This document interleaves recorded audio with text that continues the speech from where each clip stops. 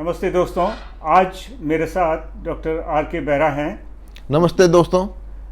Doctor Behera is a physician and उन्होंने MD medicine के अलावा जीरियाट्रिक मेडिसिन में पोस्ट ग्रेजुएट डिप्लोमा किया है और करीब 35 साल से आपने सरकारी सेवा में एज कंसल्टेंट फिजिशियन की सेवाएं दी हैं और अभी आप आर्मी में जो पेंशनर्स हैं उनको सर्विस दे रहे हैं।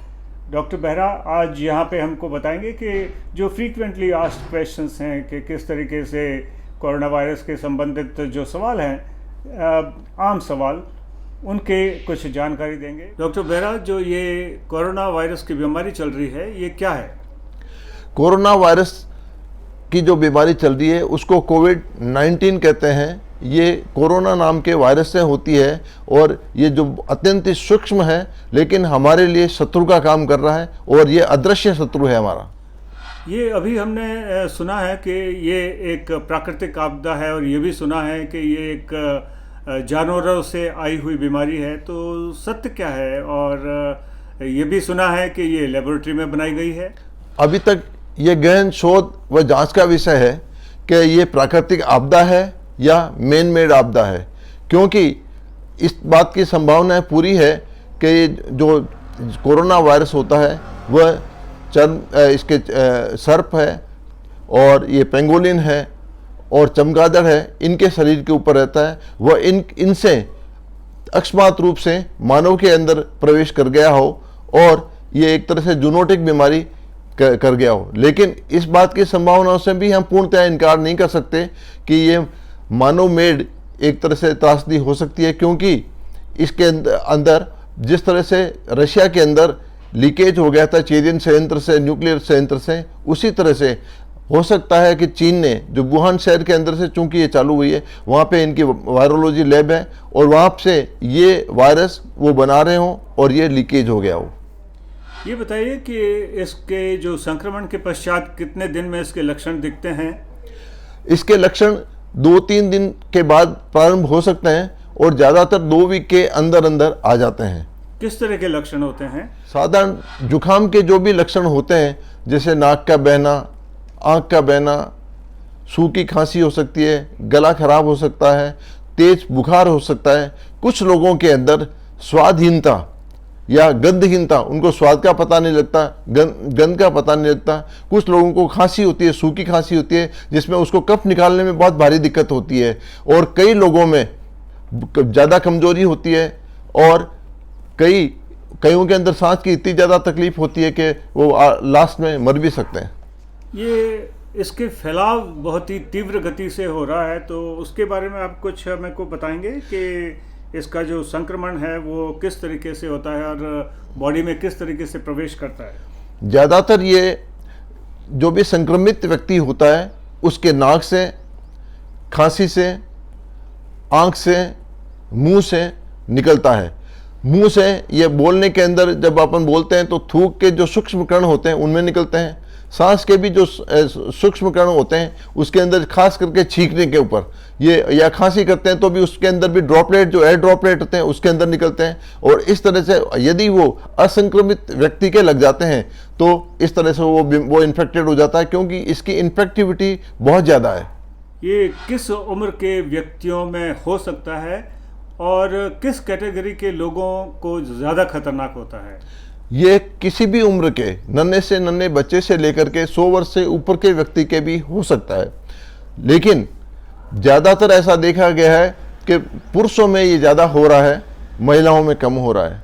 अपने यहाँ पे दूसरे विश्व की अन्य की तुलना के अंदर 20 से 40 वर्ष के व्यक्ति काफ़ी ज़्यादा मात्रा में संक्रमित पाए जा रहे हैं, यानी कि 60% से ज़्यादा व्यक्ति 40 से कम उम्र वाले हो रहे हैं, संक्रमित हो रहे हैं और कम 30% के करीब ही 30-40% के व्यक्ति ही इससे ऊपर की उम्र के इससे संक्रमित हो रहे हैं। इसका कारण ये हो सकता है कि या तो हमारे यहाँ अपने सोशल डिस्टेंसिंग काफ़ी अच्छी काम में ले रहे हो, ये कारण भी हो सकता है, और एक व्यक्ति अभी सभी के सब जागरूक हो गए हैं, इसलिए ये भी हो सकता है। इसके अलावा सब के सब व्यक्ति अभी अपने यहाँ पे जो ये यूनाइटेड फैमिली का है, तो हो सकता है कि वो सभी के घर वाले उनकी अच्छी केयर कर रहे हो और वो घर के अंदर सारे के सारे घर में रह रहे हो।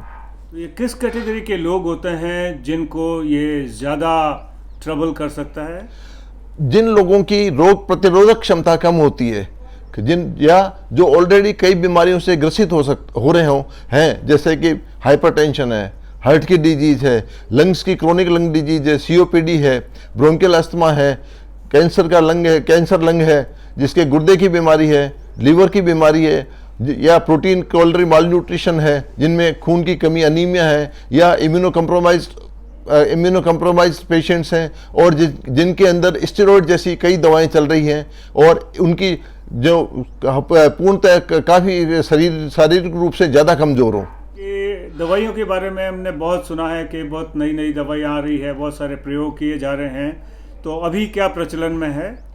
अभी तक सही मायने में कहा जाए तो कोई इसका अभी तक सटीक इलाज नहीं है।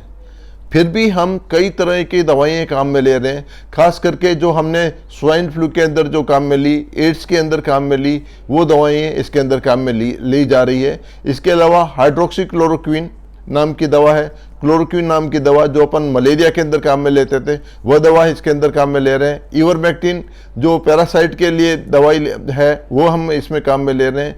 इसके अलावा जो रेमडेसिविर है, एंटीवायरल ड्रग है, दूसरी कई और भी एंटीवायरल ड्रग्स हैं, वो भी हम काम में ले रहे हैं। अजिथ्रोमाइसिन के अलावा ये जिंक सल्फेट भी काम में ले रहे हैं, विटामिन सी भी काम में ले रहे हैं। कुछ लोगों को बी कॉम्प्लेक्स के साथ में बी कॉम्प्लेक्स भी काम में ले रहे हैं, प्रोटीन रिच डाइट देते हैं। और इसके अलावा ये ऑक्सीजन के अलावा कई बार हमें ज़रूरत पड़ती है तो वेंटिलेशन की भी आवश्यकता पड़ जाती है। इसके वैक्सीनेशन को बाज़ार में आने में तो काफ़ी समय लगेगा, लेकिन आप बता सकते हैं कि क्या BCG वैक्सीन की कोई उपयोगिता है इसमें? इसके अंदर BCG वैक्सीनेशन की उपयोगिता होने की काफ़ी अच्छी संभावना है। इसके अलावा जो इलाज के अंदर BCG वैक्सीनेशन के अलावा प्लाज्मा जो थेरापी है, कन्वालेसेंट प्लाज्मा थेरापी, जो इस रोग से ठीक हो गए हो मरीज, उनको हम प्लाज्मा थेरापी भी दे रहे हैं, उससे भी काफ़ी लोगों के इम्प्रूवमेंट होने की संभावना है। इसमें ये बताइए कि किस तरीके के टेस्ट होते हैं, अलग अलग तरह के टेस्ट होते हैं, उनके बारे में कुछ बताएं मुझे। इसमें कई तरह के टेस्ट होते हैं, रैपिड टेस्ट होते हैं, रैपिड टेस्ट भी अपन करते हैं, PCR भी करते हैं, और ख़ास करके इसके अंदर जो भी है नाक से या मुंह से स्वाब लिया जाता है। इसके अलावा सलाइवा से भी टेस्ट किया जा सकता है। और आजकल नया जो टेस्ट आ रहा है उसके अंदर रैपिड टेस्ट के अंदर 25 या 30 आदमियों का पूलिंग टेस्ट कर दिया जाता है, 20-25 आदमियों का, ताकि एक टेस्ट में उनमें से किसी का पॉजिटिव हो तो उसका हम अलग से फिर उनका वापस रिपीट करके पता लगाया जा सकता है कि किसका पॉजिटिव था। और एक इसके अंदर कम पैसे के अंदर अपन अधिक लोगों की जाँच कर सकते हैं, क्योंकि ज़्यादातर लोगों का नेगेटिव आता है, बहुत कम लोग अपने यहाँ संक्रमित हुए हैं। क्या आप इसको एक लाइलाज बीमारी कहेंगे?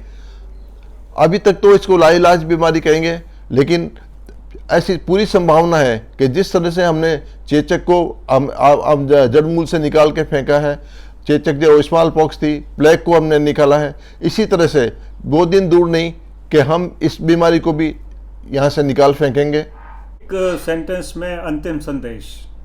हम निश्चित रूप से कोरोना हारेगा, भारत जीतेगा। Thank you doctor Behera.